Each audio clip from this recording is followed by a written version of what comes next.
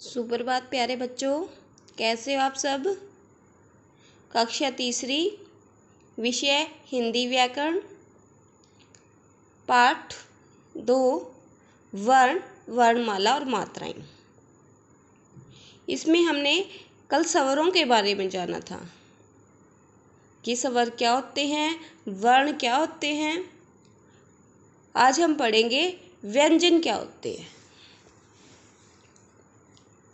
व्यंजन, जो वर्ण स्वरों की सहायता से बोले जाते हैं उन्हें व्यंजन कहते हैं। हिंदी में इनकी संख्या कितनी है? 33। कै वर्ग, कै वर्ग में कौन से आते हैं? कै, ख, ग, ग, अड़। चै वर्ग, टै वर्ग, तै वर्ग, पै वर्ग। अंश कौन से हैं? य, रै, लै, वै। उष्म श, से, श, है। और जो ड़ और ढ है ये अतिरिक्त व्यंजन होते हैं। आगे देखो, वर्णमाला। हर भाषा की अपनी वर्णमाला होती है। हर भाषा की अपनी वर्णमाला होती है। स्वर और व्यंजनों को मिलाकर एक निश्चित क्रम में लिखते जिसे वर्णमाला बनती है। इस प्रकार एक निश्चित क्रम में लिखे गए वर्णों के समूह को वर्णमाला कहते हैं। क्या होती है वर्णमाला?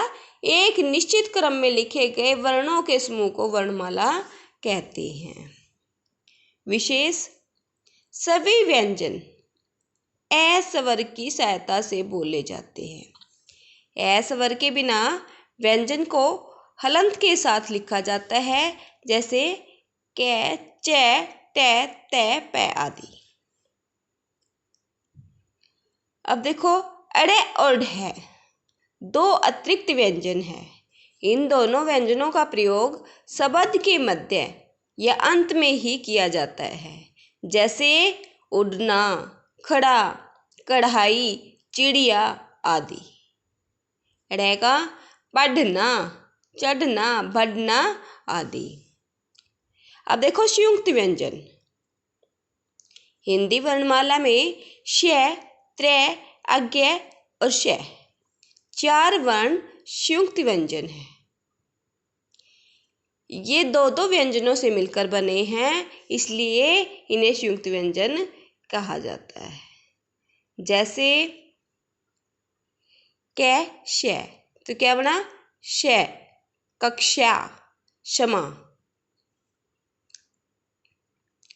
त्रै, तै और रै, त्रिभुज, त्रिशूल।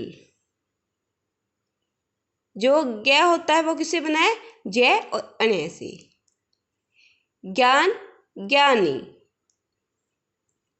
श्रेय है श और रै, श्री, श्रम। अब देखो संयुक्त अक्षर। दो व्यंजनों के मेल से संयुक्त अक्षर बनते हैं, जिसमें पहला व्यंजन स्वर के बिना और दूसरा व्यंजन स्वर सहित होता है, जैसे लै और लै। क्या बना? बिल्ली, चिल्ली। नै और नै में गन्ना, पन्ना। यहाँ टै और टै को मिलाकर बना चट्टान और लट्टू। इसमें एक आधा है हलंत लगा हुआ है जो, और एक पूरा है जिसमें ए मिला हुआ स्वर के साथ है। संयुक्त अक्षर से बने कुछ अन्य शब्द भी है, जैसे मक्खी, पुस्तक, पक्का, कृषि, चप्पल, विद्यालय, ध्यान, पत्ता, पत्थर, मच्छर आदि। अयोग हुआ ए और अह, अंग और अह न तो स्वर कहलाते हैं न ही व्यंजन, इन्हें अयोगवाह कहा जाता है। ये 3 तरह के होते हैं। अनुस्वार, जिसका उच्चारण नाक से होता है तथा इसका प्रयोग बिंदु के रूप में किया जाता है, जैसे गंगा, मंगल, पतंग, जंगल, कंगन, घंटा आदि। आगे है अनुनासिक, इसका उच्चारण नाक और गले दोनों से होता है।